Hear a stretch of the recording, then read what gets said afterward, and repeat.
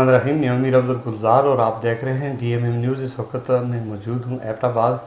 Commissioner Hazara office میں، اور ہمارے ساتھ موجود ہیں ہمارے سب ہزارہ ڈویژن ہر عوام کے ہر دل عزیز سید ظہیر الاسلام صاحب، جو حال ہی میں انہوں نے کمشنر ہزارہ کا چارج سنبھالا ہے۔ پہلے تو میں نے مبارکباد دوں گا سر، بہت شکریہ۔ بہت شکریہ میر افضل گلزار صاحب، آپ کا مشکور ہوں میں۔ آپ کے چینل کو میں فالو کرتا رہتا ہوں۔ آپ عوامی، سماجی اور معاشی جتنے مسائل ہیں ان کو بہترین انداز میں اجاگر کرتے ہیں، اور آپ کا یہ میں اس لیے بھی مشکور ہوں کہ میں بھی ہزارہ کا باسی ہوں، اور آپ کی نشاندہی سے ہم انشاءاللہ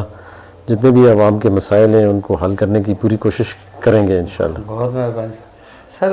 سر میں ایک گزارش یہ کروں گا، آج کے اس قیمتی وقت سے، آپ کا قیمتی وقت ہے، آپ چونکہ اکثر اپنے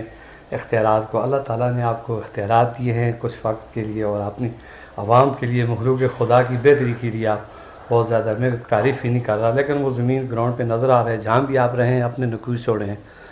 ہمارے مانسہرہ میں، چونکہ آپ کا تعلق بھی مانسہرہ سے ہے،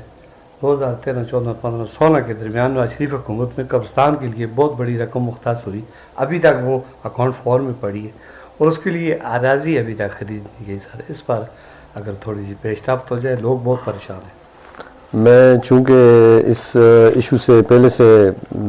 آگاہ ہوں، میں نے اپنے پچھلے ٹینور میں بھی کوشش کی تھی کہ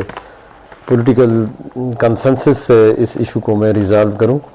تو آپ سمجھتے ہیں کہ وہاں کچھ رسا کشی زیادہ تھی، اور وہ